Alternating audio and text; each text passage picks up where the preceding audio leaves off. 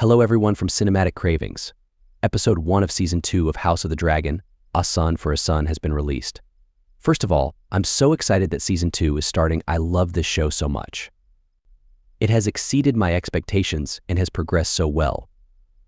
The script for the first season was great, and I love the casting, especially Emma D'Arcy. However, the second season opened a bit below my expectations. Of course, the first episodes are usually more static and pick up where we left off in the first season. There's nothing wrong with it starting this way. By the way, my side, friends, is clear from the beginning. It's already clear, so don't ever question it. I'm for the blacks. I love Rhaenyra very much. Before moving on to this, if you haven't subscribed to the channel yet, I would be very happy if you would be selfless and take 1 second to subscribe to the channel and like the video. This is a very important issue. Please like it without forgetting it. Assuming that you have subscribed and liked it, I am going to review the section. Let's start. However, I found the big event Blood and Cheese, which gave the episode its name, very uninspiring. We will talk about why I found this event more uninspiring. But first, let's look at the scenes in order at the end of the first season. Queen Rhaenyra sent her eldest son Jace to the north and the valley. It started with information that reminded us of the north, where we listened to the Night Watch and Kragan Stark's voice in the scenes in the north. This character is very important as a fan of the north while watching Game of Thrones. I was very happy with these scenes. I would be especially happy if they introduce a strong female character like Sansa Stark in the future episodes. We know how loyal the Starks are to their promises. We learn that Kragan Stark and Jace Velaryon are good friends. Kragan Stark's position in the north is crucial. When Aegon the Conqueror conquered Westeros, Torrhen Stark gave up being king of the north and chose to kneel. In this scene, we see a pact of ice and fire between the Starks and the Targaryens. A future marriage of Kragan Stark and Jace Velaryon is also planned. Aegon and the Queen's allies are becoming clear. On the black side, we have the Starks and Arryns. On the green side, the Baratheons and Lannisters. Back at Dragon's Rock, Prince Daemon and Princess Rhaenys' conversation is very important. Queen Rhaenyra is in mourning and Princess Rhaenys respects her. But we see that Daemon is hungry for power. He doesn't want to be under Rhaenyra's control.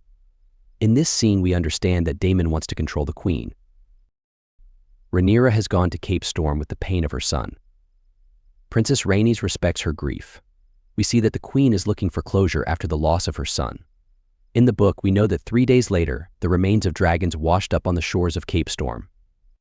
But no trace of her son is found. Let's see how the series will continue. As Princess Rhaenys said, she only received the news with a raven, but she cannot make that closure in her mind without actually seeing it. In the book, we know that the remaining parts of the dragon washed up on the shores of Cape Storm 3 days later, but unfortunately, no parts of the prince washed up on the shore. Nothing of his body was found. In fact, it naturally caused the King's Landing to be on guard because they say, "What did we do? We killed the Queen's son." Aemond is gone. There is a fear in King's Landing that he might attack us at any moment. I love the character of Helaena, Aegon's wife and sister. They already showed her to us in the first season as if she had some kind of vision. In this season, at the beginning of the episode, she actually gave us a spoiler of what will happen at the end of the episode. She said, "I'm afraid of rats" at the very beginning of the episode. She gave us a very good idea of what was going to happen at the end. I wish they could have explained the event at the end well, but we see Aegon's sweet son all the time throughout the episode. We know that something will happen to this boy.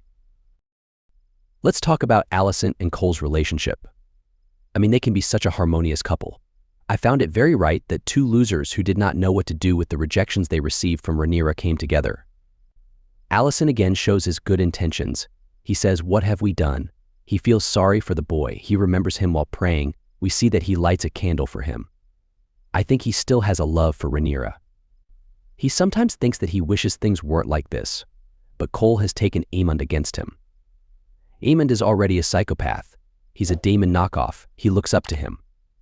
Cole comes and says, "Oh, Rhaenyra is a spider. She's got your mom caught in her web."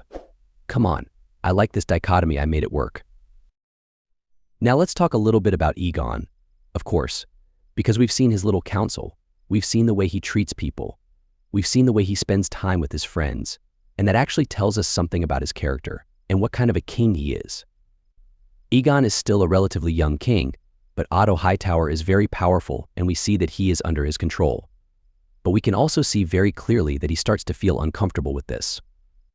I mean, he has his own ideas, he has his own things he wants to do, but he is always restrained by his mother and grandfather. But we can see very clearly that he starts to feel uncomfortable with this. This is what we know about Aegon's character. He has a very short temper. Because he had many affairs before he got married, he is known to have many illegitimate children. At the same time, he is a person who is fond of alcohol and entertainment. We saw a little bit of that in this episode. I mean, it's evening, the shift is over, he's sitting on his throne, having a party with his friends. Aegon is such a character. Let's first look at Aegon's nickname, which has never been settled. I really wrote it down because it was the first time I heard this word ego magnanimous. I'm not going to tell you what Aegon was called Aegon in history. It might be a spoiler. But I don't think it's a coincidence if they deliberately thought of this place, which I think they did. I think it's a nice detail about what's going to happen in the future. Here we see several people coming to the king and complaining, but one person is very important. That person is. On the one hand, we saw Lord Larry Strong, who started to realize that he was losing Alicent's interest and need for him. He has already begun to manipulate Aegon to actually dismiss Otto. So we can understand that in this episode, Aegon is also uncomfortable with his grandfather's interference in him, and Larry's expressed this to him. Look, you must be different from your father. Therefore, we can think about this: will a new hand come? Is Otto's time running out on this mission? Let's talk about Daemon again. The White Worm is back. Lady Misery, if you remember, was Daemon's ex-girlfriend. A lot happened in the first season. This character is actually the closest character to Lord Varys in Game of Thrones. Because he knows a lot of whispers, he gets information, he carries information to people. In this episode, we saw Daemon using him to get to this blood and cheese thing. Blood and cheese is a very important event. It's a very impressive event. It's a very cruel event, because it was really one of those events in Game of Thrones that could be one of the events that left us open-mouthed.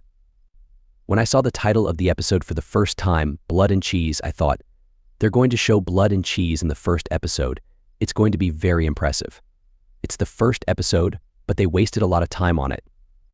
Even if this blood and cheese thing was a little bit clearer, or at least not clear, I would have preferred the screenwriters to have this scene in that way. Because there was a much more dramatic scene. The blood and cheese thing is now a very random event. First of all, Aegon and Helaena have 2 sons and a daughter. Why is it important that he has 2 sons? Because these are already normal Aegon's products. They are targeting them because the underlying reason is actually this: if Rhaenyra's 1 son died, Aegon's 1 son will die. In fact, here's the dramatic part of it: we will kill one of them. You choose one of them, we will kill the one you choose. There is no way out, or we will do worse things. Worse things will happen to your daughter. Worse things will happen to you. You have to do one of them, and Helaena is in a terrible situation. We don't know much, staying and having to say, kill your little son. What does this blood and cheese do? They say to the younger son, look, your mother wants you dead, and they kill the older son. So Aegon's heir dies, the little boy dies, Helaena dies. Everybody is traumatized. It's a really brutal event. It's a physical violence, it's a murder, but it's also a psychologically horrible scenario. Meanwhile, Helena's behavior was already feeling something at the beginning of the episode. Something is falling apart. I'm stopping a little bit, I think, and she was a little bit in shock. I think it's a huge missed chance, if you don't find the scene striking and moving. I'm super excited for the next episodes. There's going to be a lot going on. These little glitches can happen every now and then. I hope there won't be more.